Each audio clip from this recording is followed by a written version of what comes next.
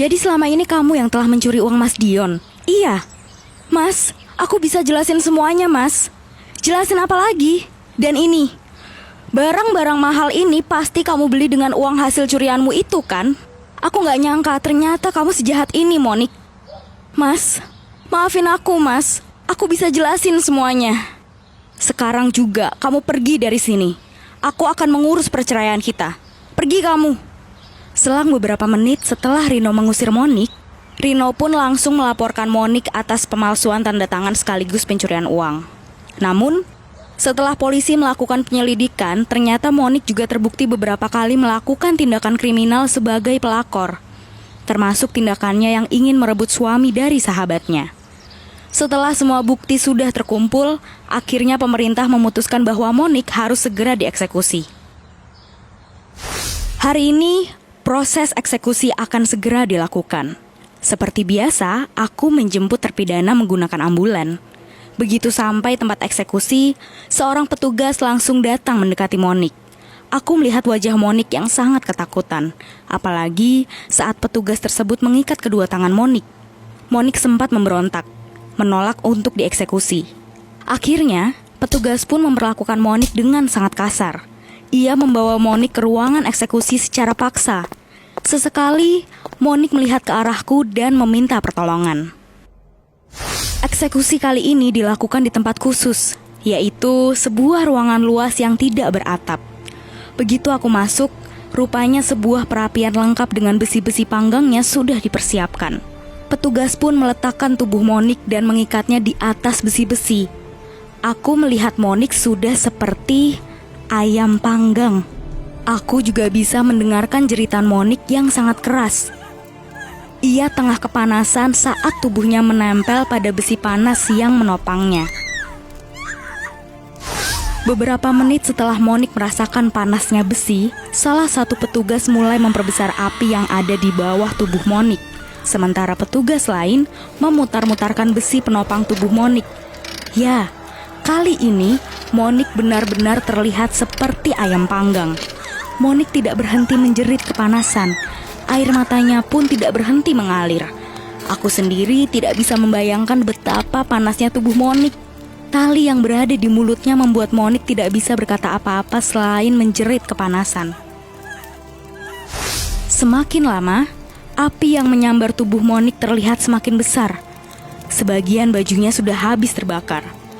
Aku sangat yakin bukan hanya kulit dan daging saja yang terbakar, tapi juga sistem saraf Monik pun sudah ikut terbakar. Itu terlihat pada kulit Monik yang mulai memerah. Aku dan petugas memperhatikan Monik yang tidak berhenti menangis.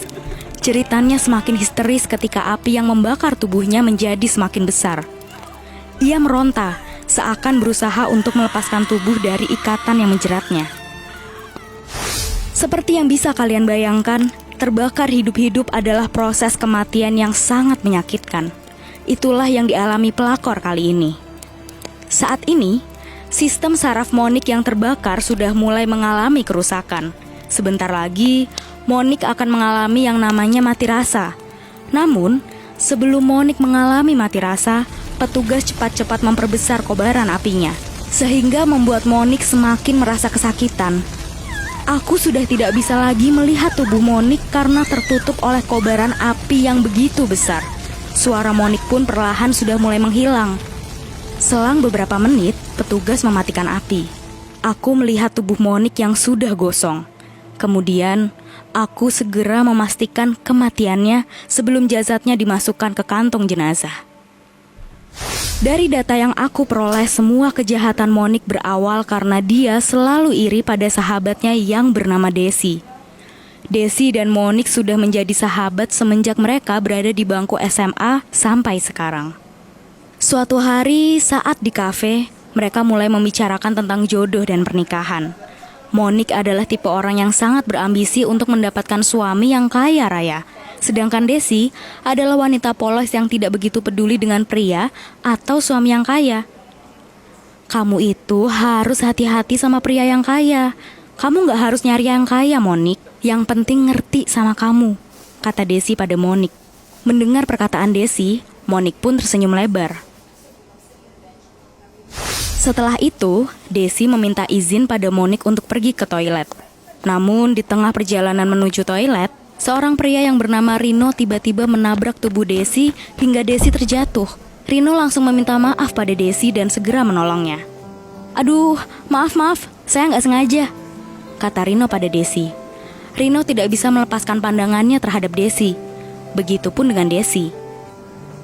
Di sanalah awal mula Rino dan Desi mulai menjadi dekat. Dan setelah kejadian itu, mereka pun mulai berpacaran. Rino mempunyai karir yang bisa terbilang sukses. Ia bekerja sebagai manajer keuangan di salah satu perusahaan ternama yang ada di wilayahku. Rino sangat menyayangi Desi. Ia adalah orang yang baik. Dia selalu ingin membahagiakan Desi dengan memberikan hadiah barang-barang yang mahal. Namun, Desi selalu menolak barang pemberian Rino. Pernah suatu hari saat Monik di rumah Desi, tiba-tiba Rino datang dan membawakan sebuah hadiah berupa perhiasan untuk Desi. Seperti biasa, Desi menolak pemberian itu dan mereka malah bertengkar. Melihat pertengkaran mereka, Monik merasa kesal dengan sikap Desi. Ia pun langsung berpamitan untuk pulang. "Desi sok polos banget sih. Aku gak yakin kalau ada orang yang gak suka dikasih hadiah," pikir Monik. Monik pun mulai menunjukkan rasa irinya. Dia berniat untuk merebut Rino dari Desi. Keesokan harinya, Monik mulai menjalankan rencananya. Ia sengaja menunggu Rino di depan kafe yang berada di sekitar kantor Rino. Setelah beberapa menit menunggu, akhirnya Monik pun bertemu dengan Rino. "Loh, Mas Rino? Kebetulan banget kita bertemu di sini," sapa Monik pada Rino. Tanpa curiga, Rino pun segera mengajak Monik untuk bersantai di kafe. "Mas Rino kenapa? Kok mukanya ditekuk gitu sih?" tanya Monik pada Rino.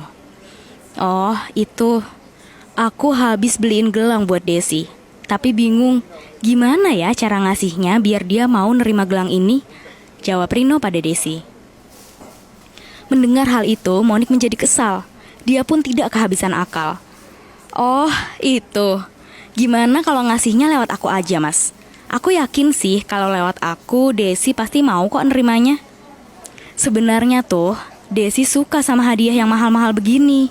Mendengar hal itu pun, Rino pun merasa sedikit lega dan menitipkan gelang tersebut pada Monik. Setelah itu, Monik memberikan gelangnya pada Desi. Namun dia tidak menjelaskan pada Desi bahwa sebenarnya gelang itu adalah pemberian dari Rino. Selang beberapa hari, Rino dan Desi makan bersama di sebuah restoran. Rino terus-terusan memperhatikan Desi hingga membuatnya curiga. "Kamu kenapa sih, Mas? Dari tadi ngeliatin aku terus," kata Desi pada Rino. Rino pun hanya tersenyum kemudian menanyakan tentang gelang yang dipakai Desi. Desi menjelaskan bahwa ia sangat suka dengan gelangnya, karena Desi mengira gelang itu adalah pemberian dari Monik sebagai tanda persahabatannya. Beberapa waktu setelahnya, tiba-tiba Monik mendatangi Desi lalu bercerita tentang pria yang selalu mengejarnya. Pria itu bernama Hendra. Menurut cerita Monik, Hendra adalah pria kaya yang selalu memberikan hadiah mahal pada Monik. Namun semakin lama, Hendra semakin bertingkah semaunya pada Monik. Monik pun meminta bantuan pada Desi untuk membantunya lepas dari Hendra. Akhirnya Desi mau membantu Monik. Ia bersedia jika harus bertemu Hendra dan ngomong secara langsung dengannya. Keesokan harinya, Desi langsung menemui Hendra. Ia menyuruh Hendra untuk segera melepaskan Monik. Namun, belum selesai Desi berbicara, tiba-tiba Hendra mendekat dan memegang tangan Desi. "Aku gak masalah Monik tidak menyukaiku, karena sebenarnya yang aku sukai itu kamu. Aku cinta sama kamu, Desi," kata Hendra pada Desi. Mendengar itu, Desi pun langsung kaget. Belum sempat ia menyingkirkan tangannya dari genggaman Hendra, tiba-tiba Rino datang. Rino mengira bahwa omongan Monik tentang perselingkuhan Desi itu benar. Rino marah dan langsung memutuskan hubungannya dengan Desi. Ternyata, semua ini hanya akal-akalan Monik untuk membuat Rino menjadi benci dengan Desi. Monik telah berhasil menjebak Desi. Desi berusaha memberikan penjelasan pada Rino, namun rupanya Rino sudah terlanjur marah. Ia pun segera memasuki mobilnya dan meninggalkan Desi. Saat Desi hendak mengejar mobil Rino, tiba-tiba sebuah mobil menyerempet tubuh Desi hingga membuatnya jatuh pingsan. Pengendara mobil yang bernama Dion itu langsung memberhentikan mobilnya dan segera menghampiri Desi.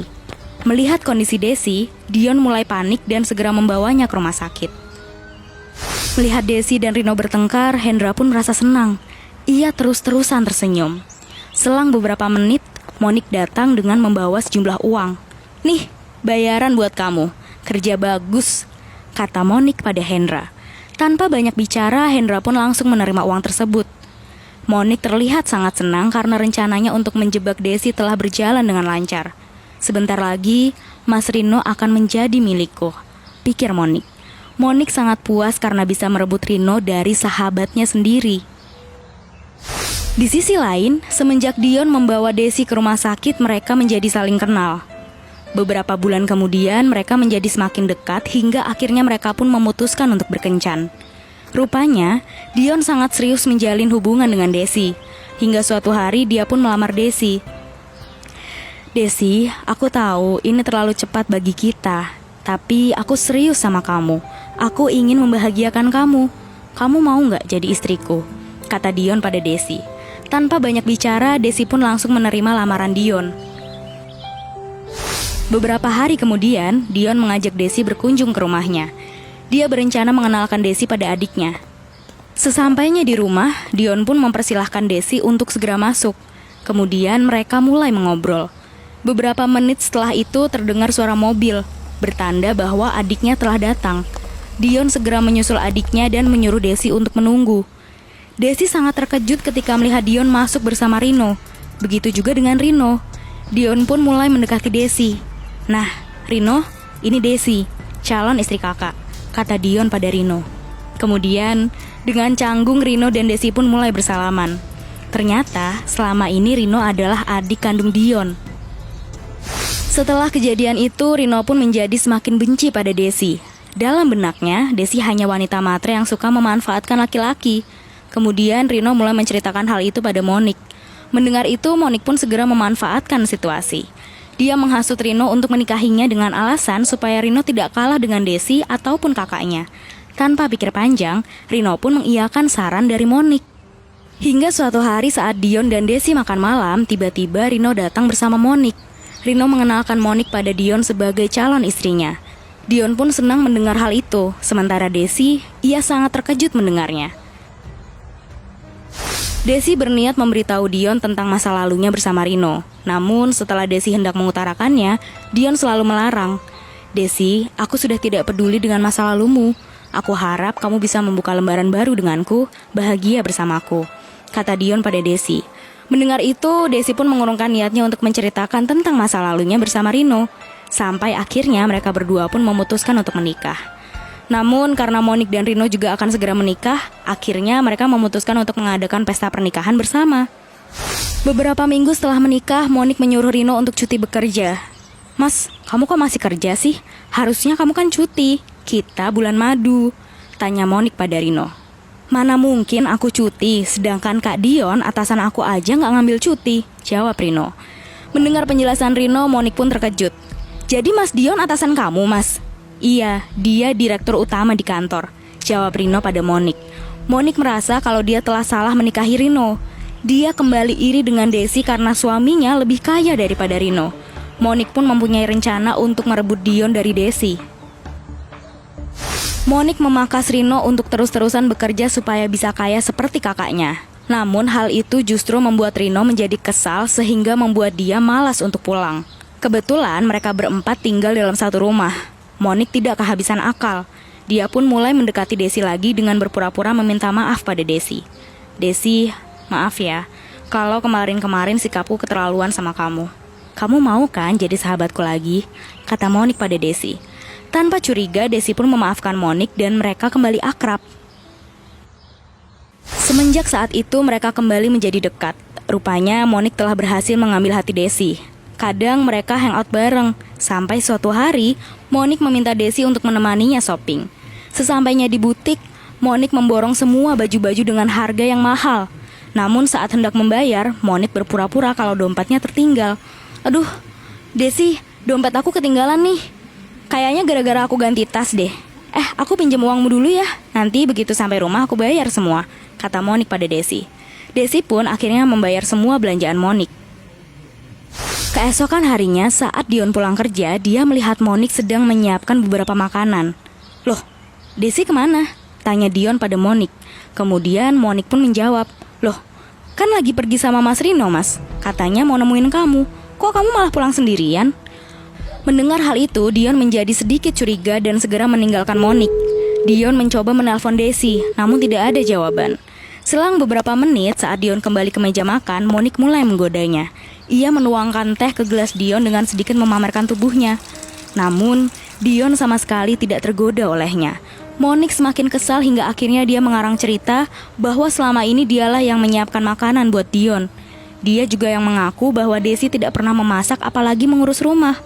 Mendengar itu, Dion menjadi semakin curiga pada Desi. Rencana Monik untuk menyingkirkan Desi dari kehidupan Dion tidak hanya berhenti di situ saja. Kali ini dia berusaha menirukan tanda tangan Desi menjadi semirip mungkin.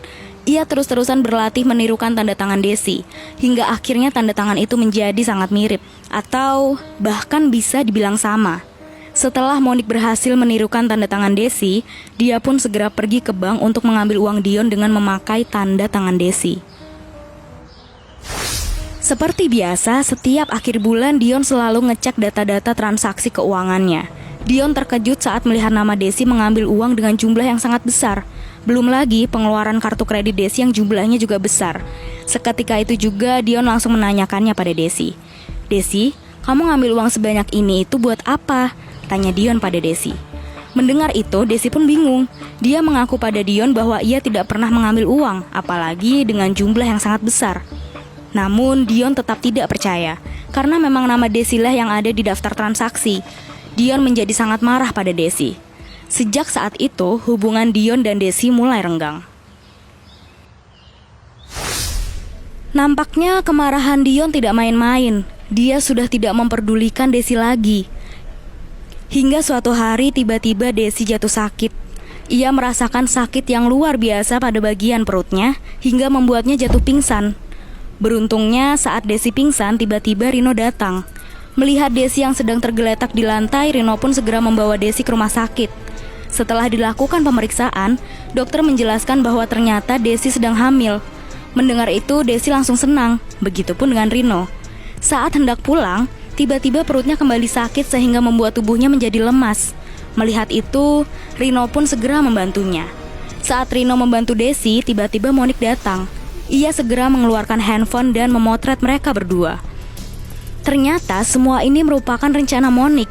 Saat melihat Desi kesakitan, Monik sengaja memberitahu Rino dan memintanya untuk segera menolong Desi. Setelah mendapatkan foto mereka berdua, Monik pun langsung menemui Dion.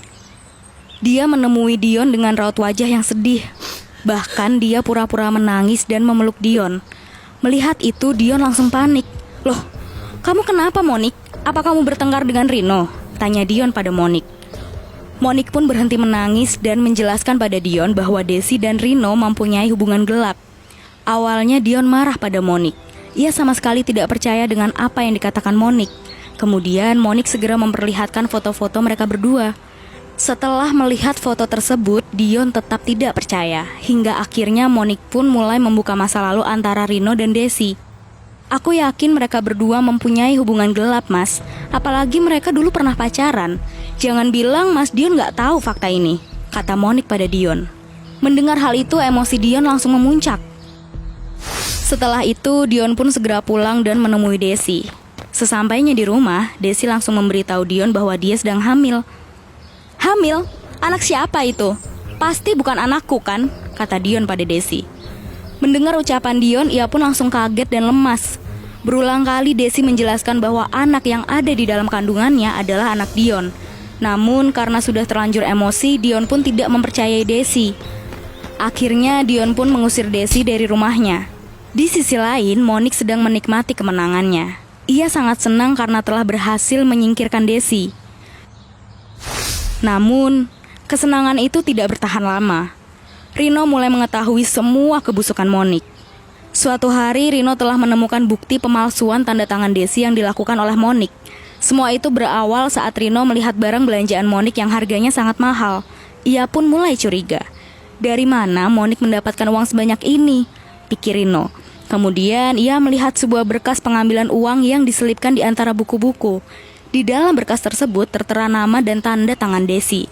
Inilah yang membuat Rino akhirnya nekat melaporkan Monik pada pihak berwajib. Berkat laporan Rino, akhirnya semua kejahatan Monik pun satu persatu bisa terkuak, termasuk kejahatannya sebagai pelakor, hingga membuat Monik berakhir dengan dieksekusi. Setelah itu, Rino pun segera menghubungi Dion untuk menjelaskan semuanya. Sebelum ini, Rino sudah menjelaskan panjang lebar terkait kesalahpahaman yang terjadi antara dia dan Desi. Namun, Dion tidak mempercayainya. Namun akhirnya Rino bisa meyakinkan Dion dari bukti-bukti yang didapatkan selama investigasi dilakukan. Kemudian Dion pun segera mencari Desi dan meminta maaf padanya. Setelah itu, Dion dan Desi kembali hidup bersama hingga beberapa bulan kemudian, Desi telah melahirkan anaknya dengan normal. Sedangkan Rino, ia tetap hidup sendiri dan fokus ke karirnya. Aku sangat bangga bisa menceritakan pengalamanku ke kalian. Aku juga berharap kalian bisa mengambil hal positif dari setiap pengalamanku ini. Pesanku, jangan mudah iri dengan apa yang dimiliki oleh orang lain. Sampai jumpa di pengalamanku yang lainnya ya. Oh ya, kalau kalian belum mengenalku, kalian bisa tonton videoku yang sebelumnya. Terima kasih.